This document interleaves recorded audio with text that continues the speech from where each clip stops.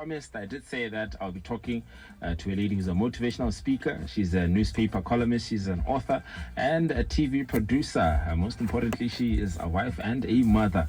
I'm talking to Ashley Thabas. Ashley, good morning and welcome to DUMA FM. Good morning. Thanks for having me. How are you today? Are you keeping well? I'm keeping well. Yeah. So, look, there has been a TV show that's been running, right, on BTV called Talking with the Thabas. And, of course, it has attracted a lot of interest. And you're touching on some very, very pertinent issues, some thorny issues, some considered to be taboo. But maybe before we get into it in detail, let's just talk firstly about the TV show. What inspired, the TV show Talking with the Thabas? So my husband and I feel like there's many social ills in our society that could be improved if we worked on the root level of into people's homes. But the question is, how do you do that? So a few years ago, we had an idea. People have heard professionals teach at them, lecture them, preach at them. But the issue is we live in a culture of pretense. The person that's saying they're fighting corruption is corrupt. The pastor who's talking about faithfulness is cheating. Mm-hmm. But people are going to tune out because they don't believe the person who's talking is buying what they're selling. So we thought, okay, let's do a show with an unscripted questions with a live audience about our family. That way it's fun, it's entertaining, it shows the good and the bad, and hopefully ultimately provides inspiration that although we're far from perfect, we are happy and healthy. So our desire is to become vulnerable to the nation and inspire people. This is what it can look like. And that way they get to ask whatever question they want to know, and it helps them with their personal home, not just theoretical advice. So in season 1, we focus on marriage. Season 2 is more general tips on how to build healthier families with a strong emphasis on parenting and backyard gardening. Yeah. Again, the idea is to make it practical on how to build a stronger, healthier home. Right. And you speak about how the first season you spoke about relationships and how you can further strengthen them. Now, from your observation during interactions, and of course you also do a lot of, workshops, not only workshops, but you also, do a couple of campaigns around the country to help with relationships. What are some of the things you've observed as the main reasons to, tensions that happen in marriages and ultimately divorce rates, which we see are skyrocketing countrywide? So statistically, it's actually proven that financial problems are the number one cause for divorce. Yeah. But of course, there's affairs and communication breakdown also contribute to marital problems. And of course, abuse. We know about gender-based violence and other issues like that. But again, gender-based violence is a symptom of a bigger problem. So you end up abusing one another when you are frustrated with your finance. You end up abusing one another when you're frustrated with your communication. It's a secondary problem. So you solve the root issues, and the abuse issues solve themselves. And that's what we're doing, like with these campaigns you mentioned. We're going around to different villages and dealing with thousands of people. And what we're doing is when we teach them how to communicate better and how to budget their finances and how to work out their conflicts and how to deal with their children, the abuse solves itself. One of the issues is we talk about gender-based violence and we deal with it as an issue of let's go fix gender-based violence. Let's tell men that they shouldn't beat their women. But that doesn't work. Unless you've dealt with the root causes of what's causing the violence and the tension in the relationship, then it continues. No matter how much somebody knows I shouldn't do this, at the end of the day, if they don't feel like they can trust their spouse, or if they don't feel like, they're not being respected, or, their needs aren't being met, then the abuse will come. The tension will come. Right. And you speak about the root cause. Is that, on a case-by-case basis, does it differ in terms of different couples, or the root cause is similar across all couples that are maybe facing these troubles that you outlined? Well, I think that, like I said, the main root causes generally is a communication breakdown. Yeah. And that's one of the issues we have across the board in our country, is that our society, our culture tends to glorify keeping quiet. Like, you shouldn't talk about that. That's not proper. You're going to make your family look bad. Don't mention the alcoholism. Don't mention the financial problems. Let's put on a face that makes us look like we've got this. And after a while, the pretense just gets to people, and it's like they can't handle it anymore, and they blow up because there's only so long you can just keep quiet before you just snap.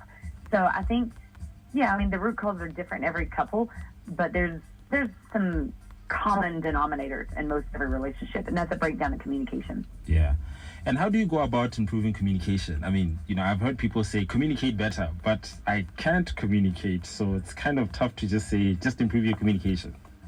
Well, we actually have a book, which we sell in our office for 100 Pula in Pakalani, and people can get that on at Talking with the Thabas on Facebook. They can ask me for more details.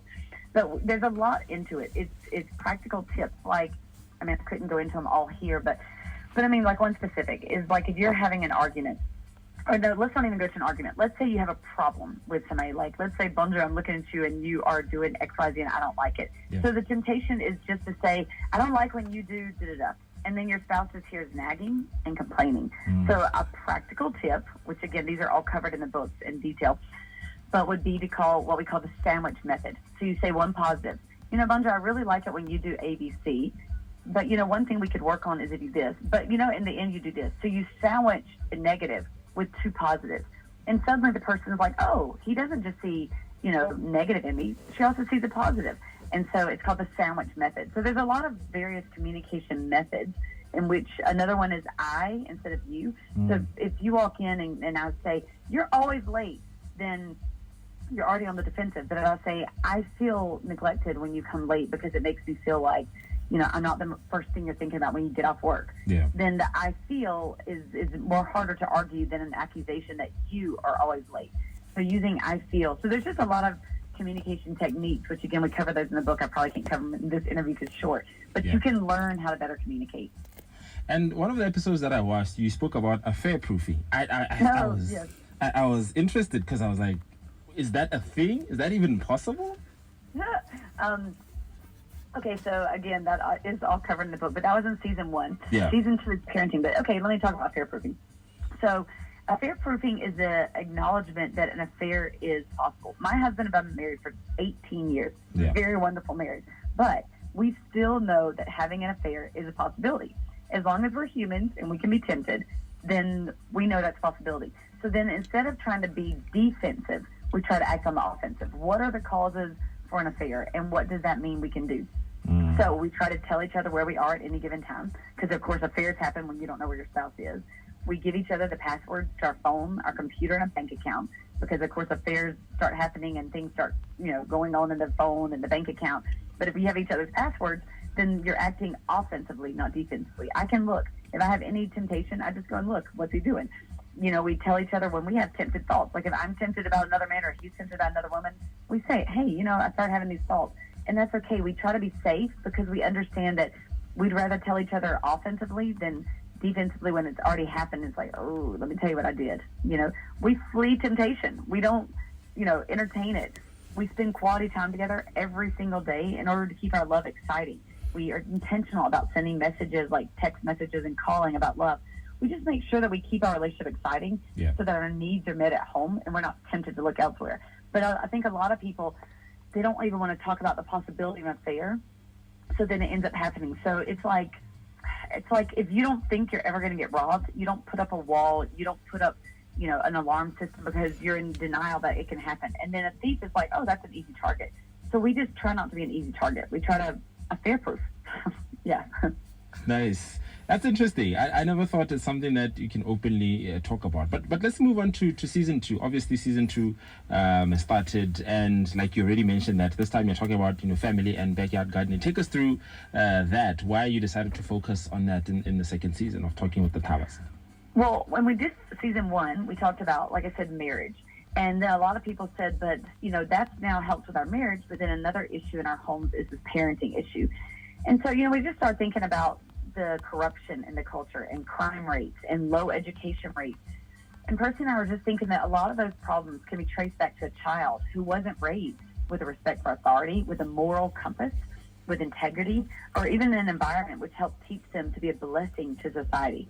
So we just wanted to create a show in season 2 which helped to offer practical parenting tips on how we could strengthen homes. Basically, there's a theme here in season 1 and in season 2. The goal is if we can strengthen individual homes, we can strengthen the entire nation because each one of us come from a home.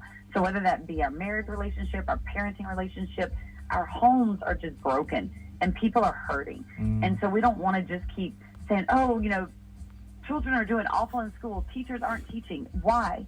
What's the reason? Because they're hurting. And when they go to school, adding 1 + 1 is the last thing on their mind, you know? I mean, like crime. Why are people going to crime? Because they're hurting, and hurt people hurt others. Yeah. So again, we're just trying to deal with the root causes of a lot of our social ills in an effort to just try to be a positive impact in the society. Awesome stuff. Now, what can people look forward to? And of course, you spoke about, the book. Where can people get more information and get the book and watch? Well, the book is at our office in Pakalani, and you can I think the easiest thing on air is just to say, go to Facebook, Talking with the Thabas. That's the name of the TV show. And then you can inbox me and I can give you directions to the office. But basically, I think what you can just look forward to, even in the campaigns, which we've done 3 of them so far across the nation, is we're just trying to offer practical tips to strengthen homes, because we believe a stronger nation would start with stronger homes, and we're trying to do everything we can. And a lot of things, people may not know this, we're self-sponsoring a lot of this. Like our TV show, no one in this country is paying for that. And the reason we're doing that is to try to be a positive voice. And so we encourage other people, wherever you are, whatever ills you see in society, don't just complain about it. See what you can do to change it. Because if each one of us did our little part, we could make Botswana a better place. Awesome stuff. Ashley, it's always a pleasure talking to you, and of course, we do look forward to. When does it air again? 7:30 on Sunday night. So it's season 2 has 13 episodes. So 2 of them have already aired. So there's 11 more. So Sunday night, BTV, 7:30 for the next 11 weeks. So catch it. Awesome stuff. Ashley, thank you so much for talking to us, We'll definitely tune in just to learn more. And of course, I think these are such important lessons for couples, for young married couples, older married couples, and families altogether. Thank you so much for talking to us this morning. Thanks for having me. Have a great day. Same to you, Ma. Thanks, bye. All right, bye. That is Ashley Thabas. She's a TV producer. She's a motivational speaker.